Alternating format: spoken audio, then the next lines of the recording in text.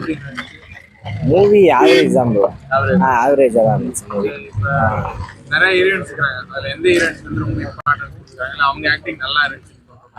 Kiara acting நல்லா இருந்துச்சு. அதுக்கப்புறம் நம்ம பார்த்தோன்னா கேஜிஎஃப் ரேஞ்சுக்கு இதை வந்து சொல்ல முடியாது. ஏன்னா அந்த படம் ஏன்னா நம்ம 5 வருஷமா இந்த படத்துக்காக ஒர்க் பண்ணியிருக்காங்க. பட் ஆனால் ஸ்டோரியே இல்லை. ஏன்னா இது கடைசியில் இப்படி முடியுமா அப்படின்னு யாருமே எதிர்பார்த்துருக்க மாட்டாங்க. என் கூட வந்து ஃப்ரெண்ட் எல்லாமே தூங்கிட்டான். ஏன்னா ஃபர்ஸ்ட் ஹாஃப் ஓகே ஓரளவு, செகண்ட் ஹாஃப் கொஞ்சம் சுமாராக தான் இருந்துச்சு. அதனால் இன்னும் பெட்டராக ஸ்டோரி கொண்டு போயிருக்கலாம். ஏன்னா அவங்க காஸ்டியூம்க்கு அதுக்கு மட்டும் தனியாக கொண்டு போயிருந்தாங்க. சுத்தமாக ஒன்றுமே இல்லைங்க.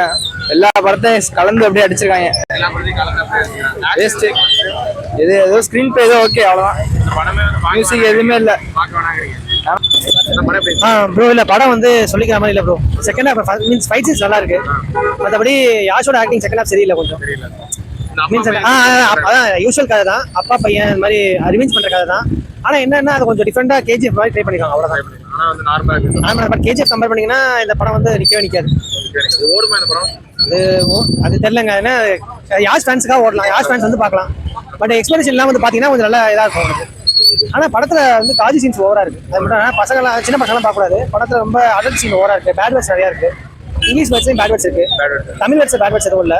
பட் ஆனால் இங்கிலீஷ் வேர்ட்ஸில் இருக்குது. பட் ஓரளவு பார்க்கலாம். செகண்ட் ஹாஃப் கொஞ்சம் மொக்கையாக தான் இருக்குது. ஃபர்ஸ்ட் ஹாஃப் ஓகே கம்பேர் பண்ணும்போது பிரச்சனை இல்லை. செகண்ட் ஹாஃப் ரொம்ப மொக்கையாக தான் இருக்குது.